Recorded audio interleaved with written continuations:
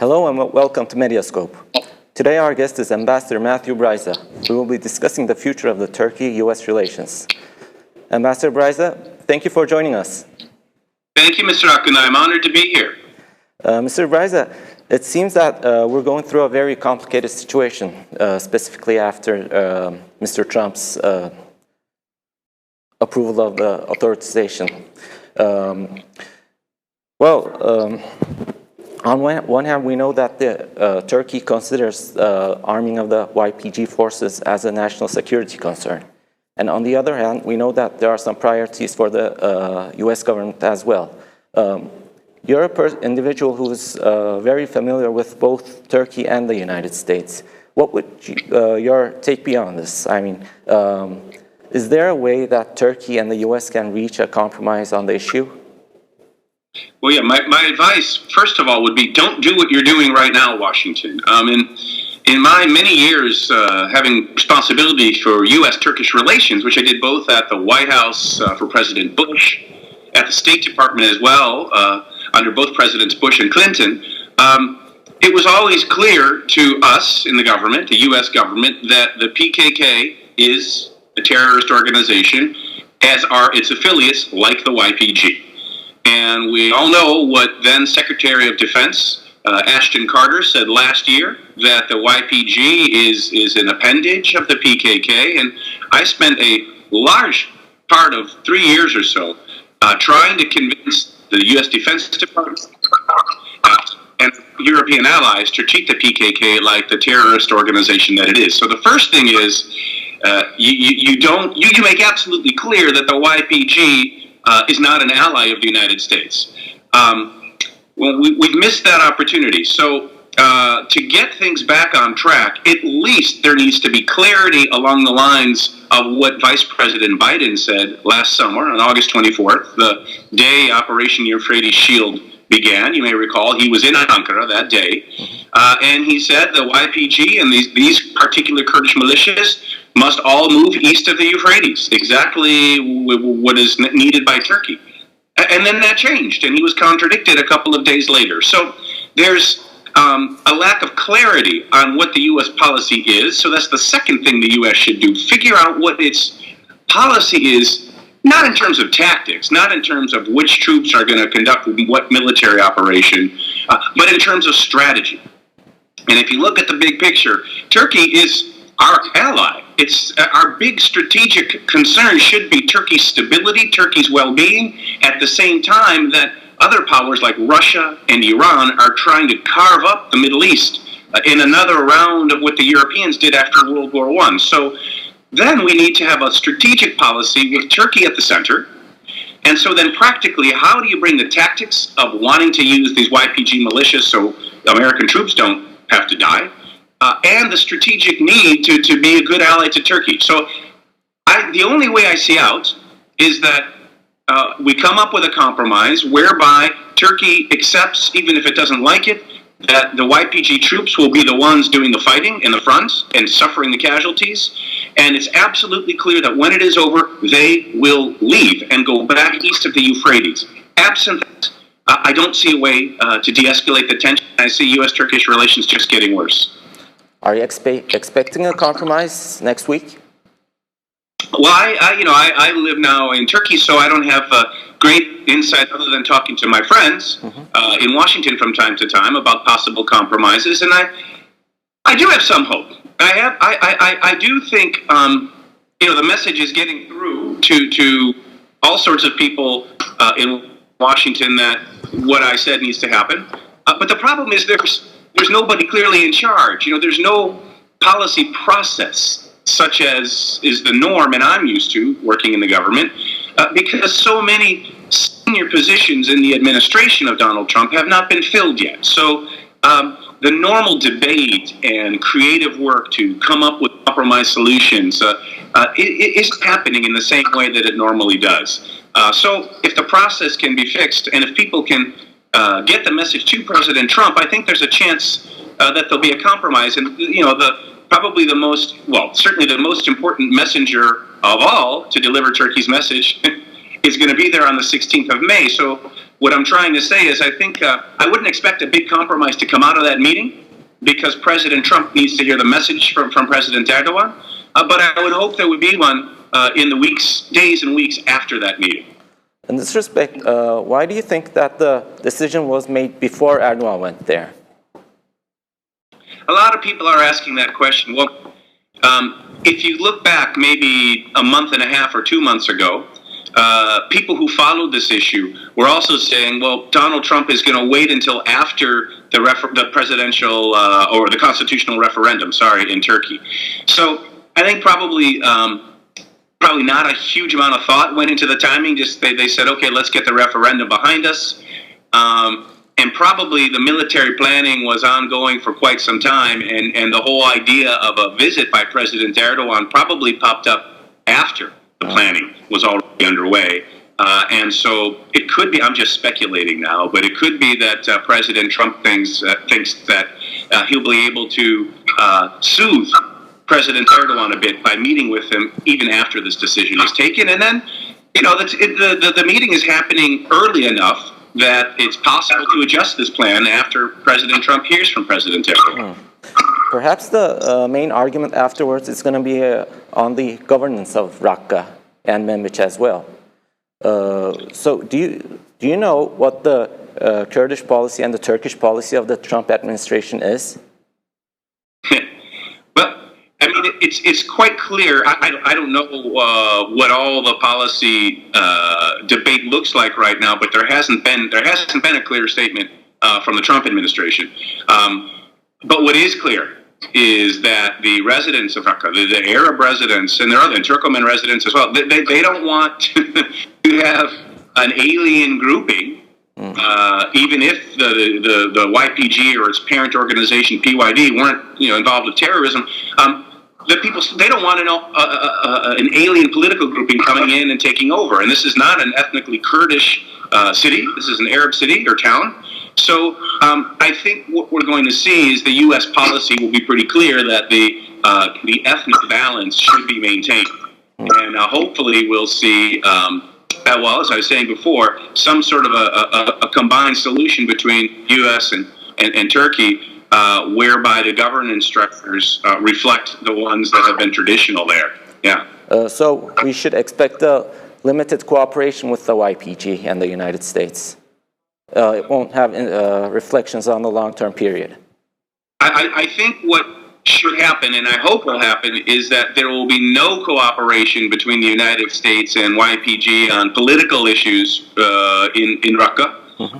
And what's happening now, arming YPG, is a one-time military effort that will be totally limited scope to military operations. I mean, that's what a lot of people in Washington are starting to claim is what the idea is.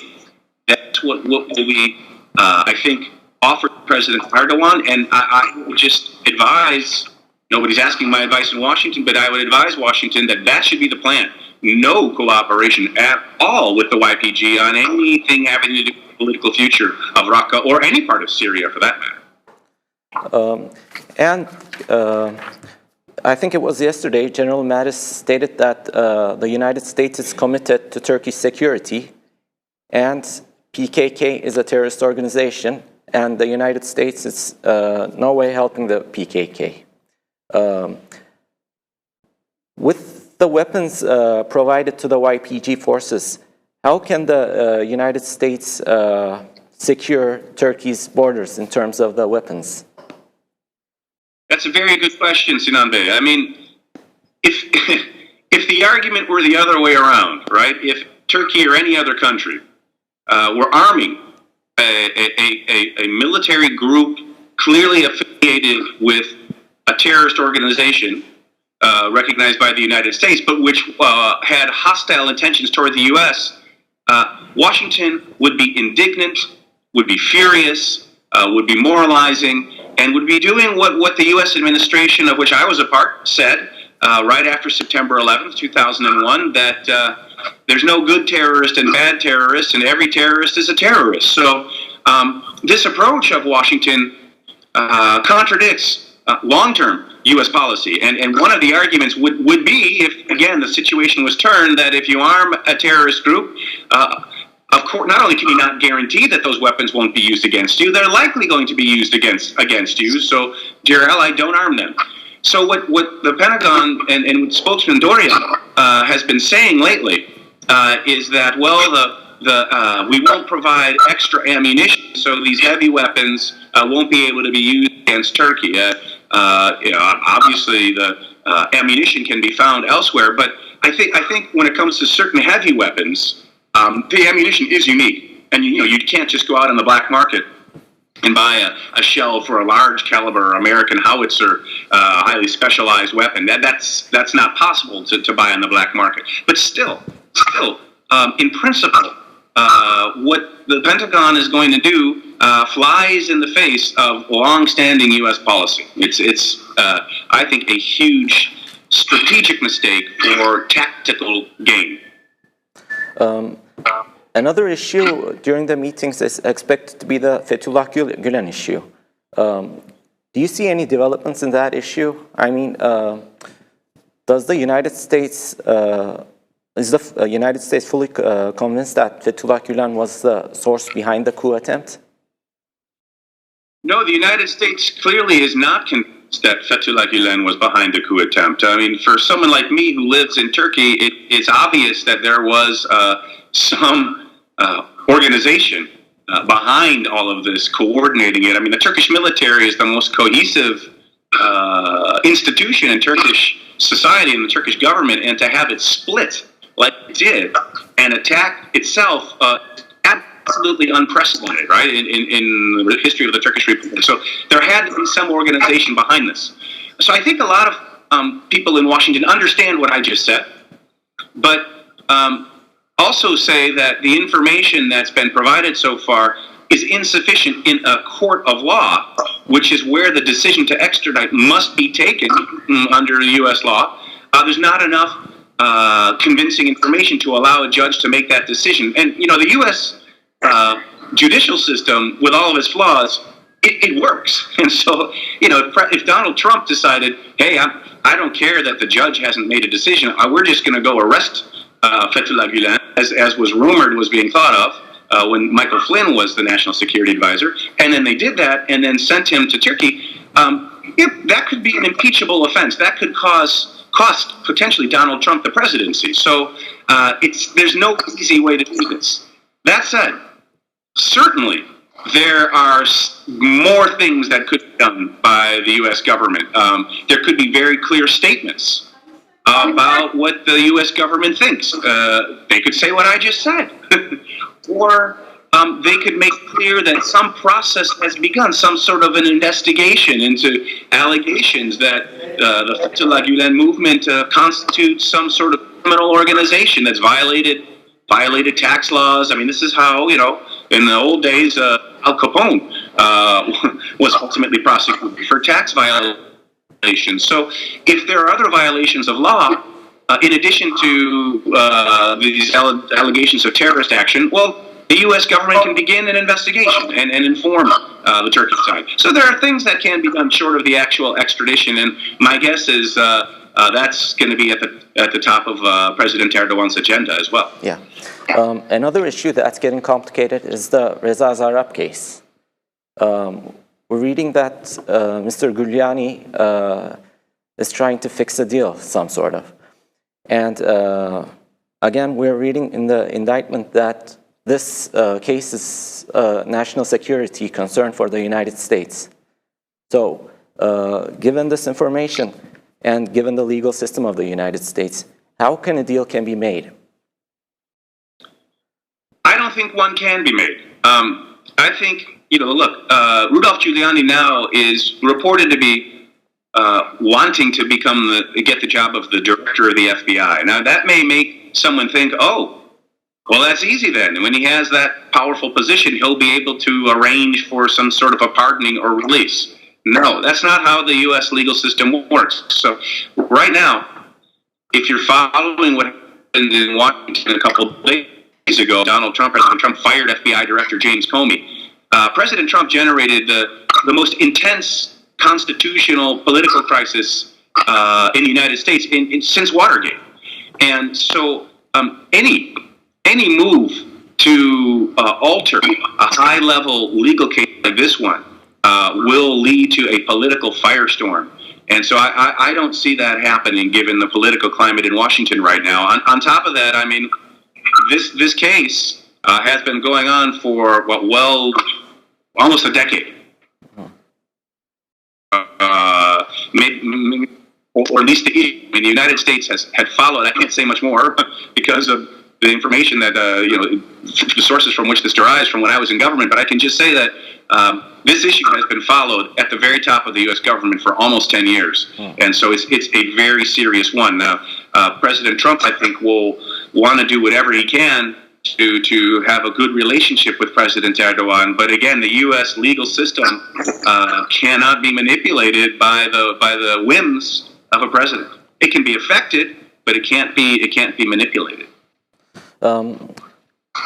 Another position that Mr. Trump took was regarding the foreign policy perspective.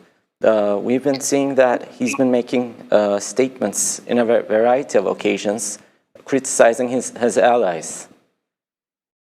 Specifically, I remember him criticizing Merkel. On top of this, last week, Secretary Tillerson also made a statement regarding the America First approach of the United States. And he clearly separated U.S. foreign policy from the values such as human rights and freedom. This is not something we're used to. How do you consider this? Are we witnessing a shift in the U.S. foreign policy perspective? You put it very well. This is something we're not used to seeing. And for me, somebody who spent his entire career, until he decided to move to Turkey, but his entire career devoted to building a strong transatlantic relationship based on the values we share with our allies, it's a terrible statement. And it's downright un-American because this is not how American foreign policy operates. The America's First movement was a fascist movement when it was prevalent in the United States. Now, President Trump probably just didn't realize that when he started saying America's First.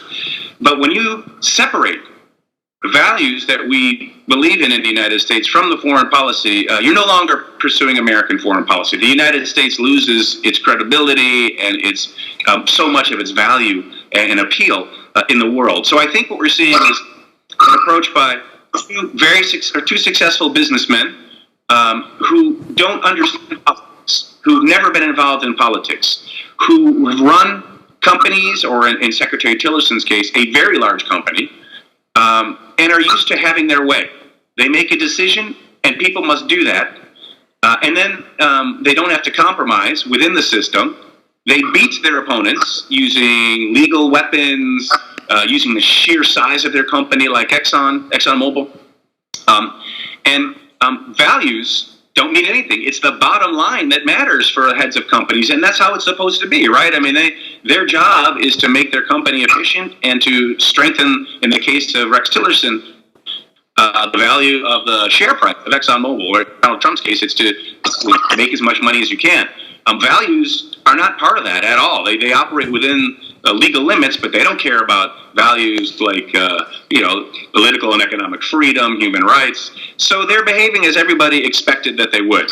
And I think what's going to happen is they're going to have no choice but to change and turn back to the typical traditional way U.S. foreign policy is conducted. And when we talk about separation of powers, to limit the power of the U.S. president, and they're real. There's a real separation of powers between the Congress and the judicial branch, and in Congress, even many Republicans like Senators John McCain and Lindsey Graham are appalled by the sorts of statements you just cited. But there's also professionals in the bureaucracy as another branch of government. They will not stand for this. And rebellion already by the intelligence services way back in the beginning of the administration with regard to Russia's attempts to influence the U.S. presidential election. Donald Trump, as a candidate, said he didn't believe any of the 16 intelligence agencies that said the Russians were trying to manipulate the election. And guess what happened? A few days later, there's all this information coming out, leaked from the security services of ties between Donald Trump's team and Russian intelligence officers and other officials. So this stance of separating American values from realpolitik, from hardcore security interests, will not stand. It will turn around. And these values and this system of government based on these values is much bigger and much stronger than any president or any secretary of state. And following the coup attempt, I think it was last summer, you have written an article very briefly summarizing that the U.S. should prevent Turkey from falling into the arms of Russia, I think it was. Mm-hmm. Do you still have the same concern?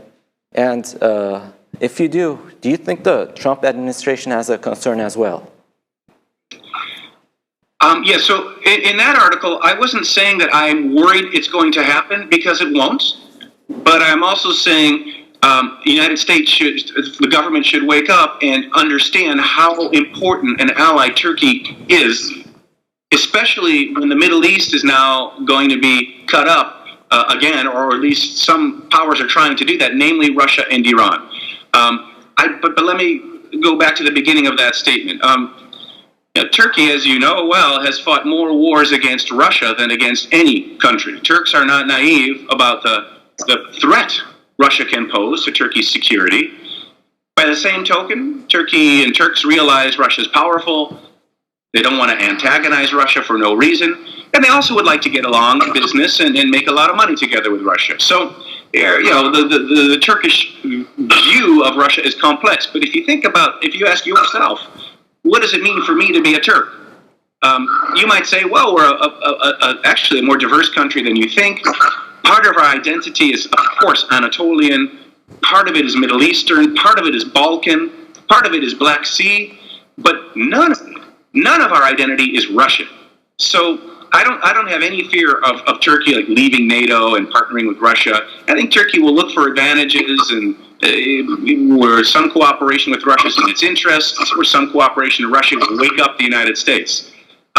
So I think it would be the smartest thing for the U.S. and Turkey to do, besides all the things we talked about in the beginning regarding YPG, smartest thing would be to work on a safe zone, not the one the Russians have proposed, though, which is not what Turkey wants. The Russians have proposed so-called de-escalation zones all around Syria, which will be just excuses for Russia to have a military presence in Syria. That's not in Turkey's interest. That's not in the U.S. interest. What is in the U.S. and Turkish interest is to create a safe zone along the Turkish-Syrian border, just where Turkey wants it, not to make President Erdogan happy, but because it makes strategic sense. If you do that, the U.S. and Turkey are working together. Their militaries are working together to stabilize the situation and also to limit Russia's military scope for operation, because you'll have a safe zone that's got then the Russian forces based in Latakia on the coast boxed in to the west of Syria, able to roam freely. So they really should talk about this together, the U.S. and Turkey, in a more serious way. Donald Trump did propose this during his campaign. And the one remaining problem, though, deep problem, is people in the Defense Department, in the Pentagon, are still angry, deeply angry about March 1st, 2003, when the Turkish Grand National Assembly voted no to the U.S. request to invade Iraq through Turkey. It may sound strange. 14 years have passed, but I know from my own contacts, many senior U.S. military officials are angry still, and they feel betrayed, and therefore they don't trust their Turkish ally. We've got to get through that. And maybe something else that'll come out of the meeting with Donald Trump is maybe Turkey will put significant military forces on the ground to go after Raqqa, significant forces that will unfortunately suffer casualties, but will have a real impact. If Turkey does that, that'll change the equation entirely, and we could see a new era in U.S.-Turkish military cooperation in Syria that will make sure Russia does not play an overly nefarious role. One last question, Mr. Ambassador. Throughout your career, you had a lot of experience in zones of conflict, and Cyprus is one of these zones. The Cyprus negotiations have been taking place for a long time now, The closest they got were during the Annan plan, and there were hopes that the last talks could lead somewhere also. But at our current position, we see that the talks haven't gone anywhere. So would you consider that a one-state solution may not be the only option on the table? Should a two-state solution also be an option? Well, that's completely up to the parties. And I sense that still on the island, there still is a strong desire, the strongest desire, I mean, the most unified desire on both sides is for reunification of the island into a bizonal, bicommunal federation. And I was heavily involved back then in 2004 with the Annan plan and trying to convince the Greek Cypriots to vote yes. But there is a reality, right? I mean, as time passes and as the people, Cypriots who live together, move on and pass away, the identities of the two communities grow apart. And eventually, just using the logic of demography, the support for a reunified island will weaken. And maybe it is already. So I personally hope that's not the outcome. But I think the differences are still sharp. I mean, it's the security differences with regard to troop presence and so some of the property issues being difficult. But I think they got pretty close this time as well. Maybe not as close as under the Annan plan. And there's still a chance. It really depends now on what happens with President Anastasiades and his election. If he isn't elected, then then this round is dead. Because if he's not elected for president, that means the Greek Cypriots are saying, you know what, we don't really want to pursue reunification. We don't want to make the compromises. And if that's their choice, then there's going to be no reunification, and we will have two separate entities. But as I said at the very beginning of my response, it still depends on the two communities, and I think there still is a desire to reunify. Just it will weaken over time. Thank you, Mr. Ambassador. Thank you, Mr. Akunai. What a pleasure. Today we talked with Mr. Ambassador Matthew Bryza on the Turkey-U.S. relations. Thank you for watching.